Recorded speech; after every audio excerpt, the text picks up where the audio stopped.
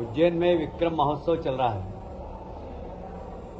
और वहां पर एक सम्राट विक्रमादित्य के ऊपर महानाटिका 12, 13, 14 अप्रैल को दिल्ली में आयोजित की जा रही है। आप सभी जानते हैं सम्राट विक्रमादित्य ने जिस तरीके से विक्रम संवत चालू किया था और एक तरीके से कालगणना का केंद्र एक समय उज्जैन था। हम उस कालगणना केंद्र को एक बार फिर से सारे विश्व के अंदर बताना चाहते हैं, क्योंकि हमारे जो गणितज्ञ हैं उन्होंने समय को 1 सेकंड के 34,000वें हिस्से तक कैलकुलेशन किया और इसलिए हमारे गणितज्ञों की विशेषता को हम सारी दुनिया को एक बार फिर से बताना चाहते हैं। उज्जैन कालगणना का केंद्र बने, इस दिशा में हम लोग काम करना चाहते हैं। और उसी के साथ साथ आप सभी जानते हैं कि भारतीय कैलेंडर की शुरुआत गुड़ी पड़वा से होती है। इंदौर उज्जैन में तो काफ़ी समय से गुड़ी पड़वा नववर्ष के रूप में मनाया जाता है। इस बार माननीय मुख्यमंत्री जी ने निर्देश दिए कि प्रदेश के सभी जिलों में नववर्ष के रूप में गुड़ी पड़वा उत्सव मनाया जाए और सभी मंत्रियों को भी निर्देश दिए कि किसी न किसी जिले में कोई मंत्री पहुंचे और गुड़ी पड़वा उत्सव में भाग ले। इसलिए गुड़ी पड़वा उत्सव अब सारे प्रदेश में मनाया जाएगा। अलग अलग तरीके से लोग गुड़ी पड़वा उत्सव मनाते हैं। सुबह सुबह 5:30 बजे सूर्य की आराधना करते हैं। गुड़ धना ये खिलाया जाता है। हमारे यहाँ आयुर्वेद में ऐसा कहा गया है कि गुड़ी पड़वा को नीम की कोमल पत्ती खाने से वर्ष भर आप बीमार नहीं होते। तो हमारी आयुर्वेदिक परंपरा की जो परिपाटी है, यदि आपने गुड़ी पड़वा के दिन नीम की कोमल 5 पत्तियां खाई तो वर्ष भर आप स्वस्थ रहेंगे, ऐसी मान्यता है। तो हम इस परंपरा को फिर से प्रारंभ करके लोग स्वस्थ रहें, इस दिशा में गुड़ धनिये के साथ साथ नीम की कोमल पत्ती भी ग्रहण करें, यह आग्रह करेंगे। मुझे इस बात का बहुत गर्व है कि हमारे माननीय मुख्यमंत्री जी के बहुत सिंसियर प्रयास से तो जीआईए से वो अपनी सफलता की शुरुआत कर रहा है। और जैसा कि पहले बताया गया था कि सभी प्रमुख सचिव जिनके यहाँ एमओयू हुए हैं वो साप्ताहिक उसकी प्रगति का अध्ययन करें और रिपोर्ट माननीय मुख्य सचिव को दें। मुख्य सचिव हर महीने इसकी समीक्षा करेंगे अलग अलग विभाग से और 2 महीने में माननीय मुख्यमंत्री जी इसकी समीक्षा करेंगे। उसके परिणाम आना प्रारंभ हो गए। अभी 21 मार्च को भिंड चंबल में 18 भूमि पूजन हुए। अगर आपको डिटेल कहूँ कौन कौन सी कंपनी, तो मैं नाम बता सकता हूँ, पर वो आपको राइटिंग में मिल जाएंगे। 18 ऐसे ग्वालियर में भी भूमि पूजन हुए हैं। आने वाले समय में और 7 औद्योगिक इकाई के भूमि पूजन होने वाले हैं।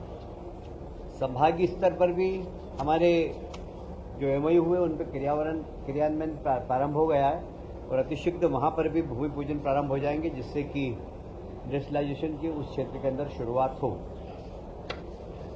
हमारे पास सभी संभाग से निवेश के प्रस्ताव मिले थे।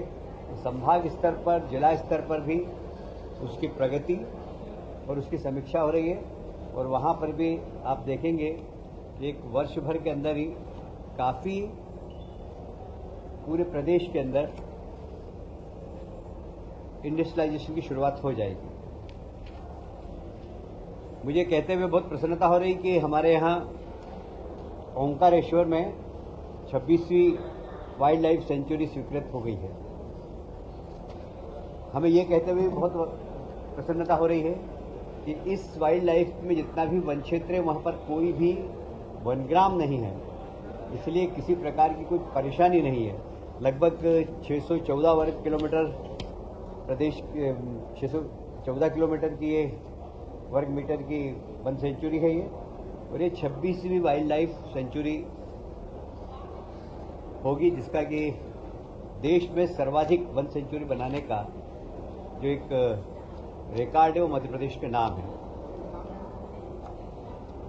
माननीय मुख्यमंत्री जी ने निर्देश दिए, गर्मी प्रारंभ हो गई है, इसलिए सभी माननीय मंत्रीगण अपने अपने प्रभार के जिले में पानी की व्यवस्था को देखें, लोगों को पीने का पानी मिले, पशुओं को पीने का पानी मिले और समाज के अंदर इस प्रकार का वातावरण बने कि पक्षियों के लिए भी लोग पानी की व्यवस्था करें।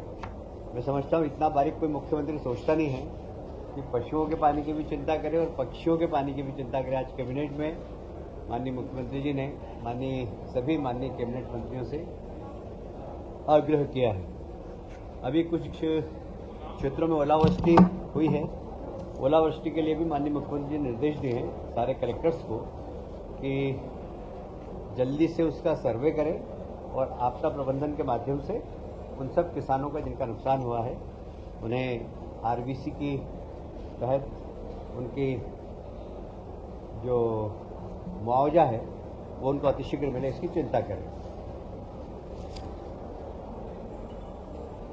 जैसा कि मैंने पहले बताया था आपको कि हम आत्मनिर्भर नगर निगम और नगर पालिका बनाने के लिए प्रयासरत हैं और हमने ये भी अध्ययन किया कि सबसे बड़ा खर्चा अगर नगर पालिका नगर निगम का है तो पहले तनख्वाह का, दूसरा पेयजल के बिल का, बिजली के बिल का। हमने उसको कम करने के लिए सोलर प्लांट प्रदेश में 4 बड़े लगाने का निर्णय लिया है, उस पर कार्रवाई चल रही है। उसी प्रकार से लोक स्वास्थ्य यांत्रिकी विभाग भी जितनी भी समूह जल योजना है उनके लिए भी अब सोलर प्लांट लगाने का आज कैबिनेट में उन्होंने अनुमति मांगी थी, जिससे कि जल योजनाएं बहुत भार नहीं आए, कम कीमत पर और उनको बिजली उपलब्ध हो सके। यदि सरप्लस बिजली हो तो वो विद्युत मंडल खरीद सके, तो मतलब बिजली बेचने वाला भी समूह योजना हो सके, ऐसे उन्होंने कैबिनेट में अनुमति मांगी है। आज वो अनुमति उनको प्रदान कर दी गई है। एक बहुत ही अच्छा निर्णय और हुआ है। आप सभी जानते हैं कि हमारा जो खजुराहो है वो यूनेस्को में वर्ल्ड हेरिटेज की सूची में है। वहाँ पर होटल इंडस्ट्री और रुचि ले रही है क्योंकि वहाँ पर पर्यटकों की संख्या बढ़ती जा रही है। पिछले 3-4 वर्षों में वहाँ पर पर्यटकों की संख्या लगभग डबल हो गई है और इसलिए वहाँ अच्छी होटल्स और बने। वहाँ पहले से ही राजगढ़ कोठी ओबेरॉय ग्रुप के पास थी। ओबेरॉय ग्रुप आप जानते हैं कि देश का सबसे प्रतिष्ठित होटल व्यवसाय में से एक है। उन्होंने राजगढ़ कोठी को बिल्कुल हेरिटेज कोठी के रूप में, होटल के रूप में बनाया है, पर उन्होंने इससे लगी हुई जमीन 19 एकड़ की मांगी है, जहां वो वेलनेस सेंटर डालना चाहते हैं, एक वर्ल्ड क्लास फैसिलिटी देना चाहते हैं, जिससे कि खजुराहो और ज़्यादा आकर्षण का केंद्र बने। आज शासकीय मूल्य पर 19 एकड़ जमीन, लगभग 19 एकड़ जमीन है, वो ओबेरॉय समूह को देने का निर्णय लिया है। मैं समझता हूं कि भारतीय जनता पार्टी की सरकार मध्य प्रदेश की संवेदनशील सरकार है। कोई भी समस्या आए उसके पहले सोचना प्रारंभ कर देती है। आज की कैबिनेट में हमने माननीय मुख्यमंत्री जी ने जिस तरीके से आने वाले गर्मी उससे उत्पन्न हो सकती जो समस्याएं, उसके ऊपर सबको सावधान रहने के निर्देश दिए हैं। इतना ही आज कैबिनेट में हुआ है। बाकी अगर आप कोई पूछना चाहें, वैसे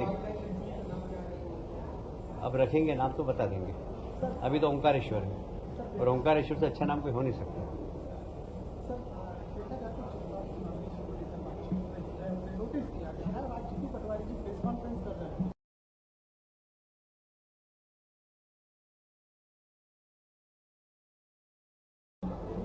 देखिए, भारतीय जनता पार्टी जीतू पटवारी जी के इशारे पर थोड़ी चलेगी। हमारी पार्टी, हमारी आइडियोलॉजी और हमारे नेताओं के निर्देशन पर चलेगी। जीतू पटवारी अभी इतने बड़े नेता नहीं हो गए, वो कोई महात्मा गांधी या पंडित दीनदयाल उपाध्याय, डॉक्टर श्यामा प्रसाद मुखर्जी नहीं हो गए कि हम उनसे सलाह लेके हमारी पार्टी चलाएं।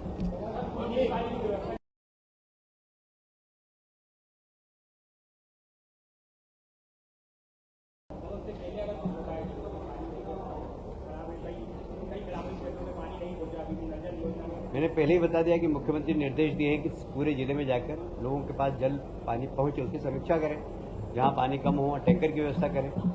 तो समीक्षा होगी और कलेक्टर को भी इस प्रकार के निर्देश जारी कर देंगे।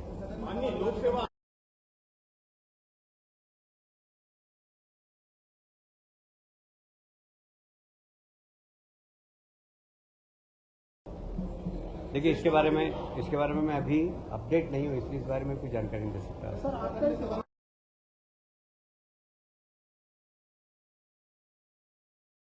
पार्टी अपने नियम और कानून से चलती है, किसी दूसरी पार्टी के नियम और कानून से नहीं चलती। इसलिए हमारे यहाँ कोई भी काम कार्यकर्ता अगर करता है तो हम अब देखते हैं कि वो अनुशासनहीनता की श्रेणी में आता है तो नोटिस देते हैं। अब इसमें बाकी दल को कोई प्रश्न उठाने का कोई सवाल ही नहीं है।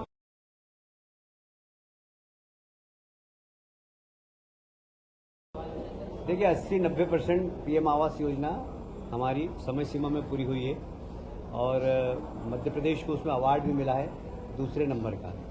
कुछ लोकल कारणों के कारण कहीं पर स्टे हो गया, कहीं पर जमीन नहीं मिली, कहीं वन विभाग की जमीन थी, वन विभाग ने आपत्ति ले ली, कहीं ठेकेदार की डेथ हो गई।